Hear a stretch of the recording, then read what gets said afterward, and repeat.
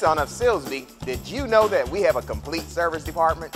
Whether you need detailed mechanical work or just a $12.95 oil change, we can handle it for you. And we rent new Nissans. And we rent to everybody. Get a 3-day weekend for just $99 or rent it longer. And of course we sell. Get a 2011 Nissan Altima for just $199 per month or get a great deal on a certified pre-owned vehicle. But best of all, at Nissan of Silsbee, we're making deals the Silsbee way.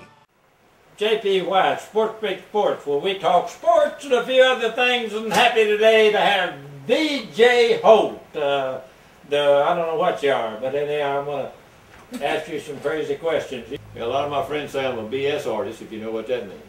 No? Okay, well, we won't go into that. Oh, Lordy. This is a sports program. You know, I strictly speak sports until I get off on something else. Okay. Well, now, did you play football? Well, I played in elementary. I played that 6-man football you're talking about. Oh, sure. Played junior high. In the 8th and 9th grade, I was a starting center. Yeah. He weighed about 135 pounds. Yeah. And then I decided I wasn't going to play anymore. Then after they had spring training, it already started. The basketball coach was the drafting teacher. And I asked him, I said, is it too late for me to go out, coach? He said, nah, come on out. So I wasn't the starting center. And first game we played Liberty. And about halfway through the game, they were having trouble with their snap, and he sent me in. And I played that game, and we went to Nederland the next week, 7-7 at halftime. 7-7 at halftime. They beat us 37-7. Oh, okay. And needless to say, Coach Hetherington was not real happy on Monday. Oh. And we pushed that sled, and I said to myself, if I make it through this practice, I'm never putting on a uniform again. And I made it. I didn't have to quit right in the middle. And they said, well, you know you can't play again until that sport comes around. And I said, well, I know. So I missed getting to play basketball 1 year. But I was the manager on the football team. I had to wash them uniform, but I got to go everywhere they went. There you go. That's good. That's good. Well, did you finally then get to come back after that year or what? Well, I didn't play any more football. I played basketball. I was. Well, you're not tall enough to play basketball. You're not but about 6'6", are you? Yeah, 6'5". 6'5". I've got a pretty good judge on that. You Yeah. say you almost count. Kenny, go ahead. Yeah, I played senior year. I was a starting center, and you know, the county judge, old Billy Caraway. Oh, I know him. He was a guard, and we went to school together from the first grade on. Where was that? Silsbee. Come on. Go ahead. And go ahead and you start telling me something about you and the judge did something. Played what now? Oh, we played all kind of ball together. He was a few months older than me. My birthday come out just right on August the 8th, and I got to play another year of Little League after they had to move up to the next one. So I got to be one of the older kids in Little League and whatever. But in the school, I was one of the youngest ones in the, you know, playing against in the football and whatever. And that's because your birthday was on August 8th? Yeah, because August 1st was when Little League's cutoff date is. Yes. And if you was after August, then you got to play another year. There you go. Yeah. When I went off to college, I was taking ROTC at Southwestern in Lafayette. And one day that it was raining, and so they had us in the gymnasium. Well, they couldn't wait for us to get finished with ROTC so the basketball team could start practicing. And man, that basketball bouncing up and down on that floor got me all riled up. And I went and asked the coach if I could go out. Yeah, he put me in a uniform. One practice. The next day, I didn't think I was going to be able to get out of bed. I didn't even go back and turn the uniform in. Oh, come on, are you making some of this up? No, I'm hardly. When you're 6'5" and weigh about 165 pounds, you don't need to be playing center on the football team. Oh, how about basketball though? Well, you know, there's a certain amount of it is talent. You know, as long as you're playing just on the school grounds, that's one thing. But when you get up against the college boys, you got to know you got to have what it takes. All right, let's get back. What else sport you want to tell me? Anything else? You got a wild one? I used to be a Cowboy fan. I'm so old that I go back to when Don Meredith. Yeah. And Bob Hayes. I was mowing the grass. We didn't have air conditioning, and I could hear through the window. And I heard them say, it ought to be interesting this year. the Dallas Cowboys have signed the world's fastest human, Bob Hayes. It ought to be real interesting. Man, that hooked me on the Cowboys, and for many years I was an avid Cowboy fan. And as I've gotten older, I've taken up scuba diving. And Scuba diving? Yeah, I got in dive number 145 back in May in Cozumel. What do you mean 145 back in May? They didn't get all Well, that's that. numbered 145. You did 145 dives? Well, since I got certified at age 60. Oh, see, okay. And I got in dive number 145 Yeah, in Cozumel yeah. in May, and I'm hoping next year at age 70 to go past 150.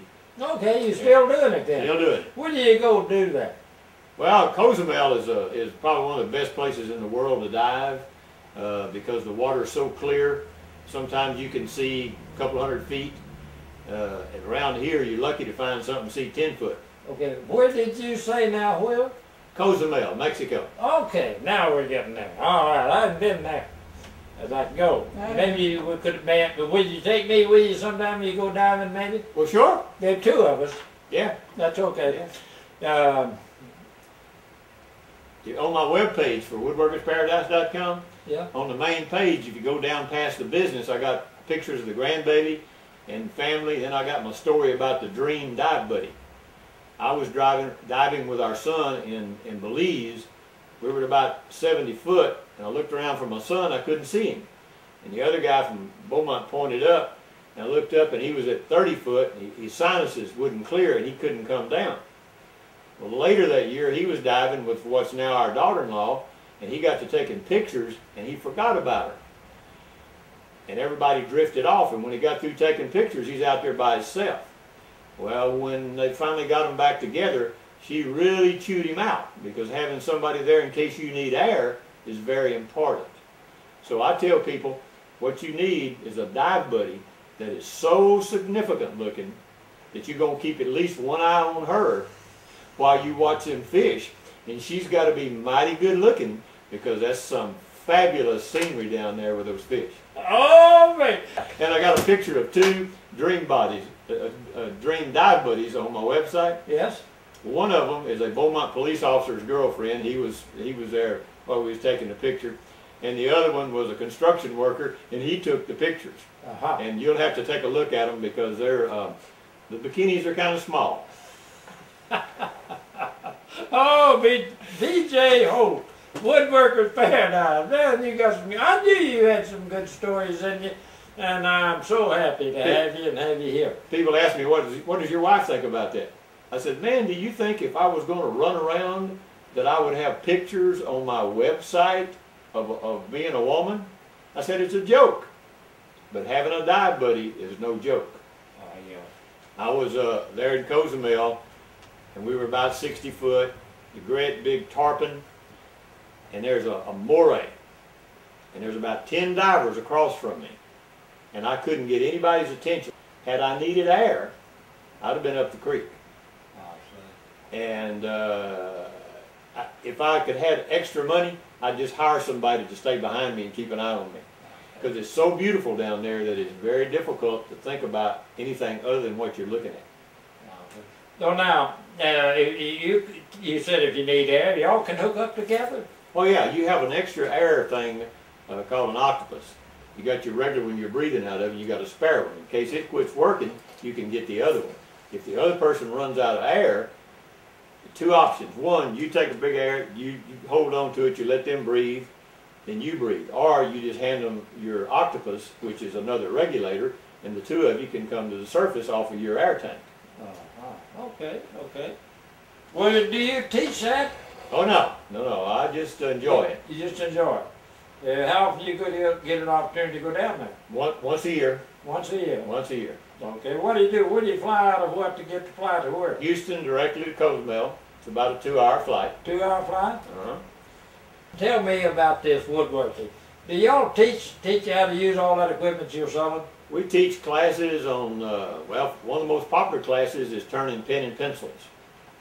And just fabulous pen and pencils that are turned. We got everything from about 10-year-old kids, maybe even less than that, turning all the way to us old people turning pen and pencils. You mean turning it out and making a little pen like that or something? Yeah, you start off with about 3/4 inch material, about 3 inches long. You drill a hole that matches the kit tube.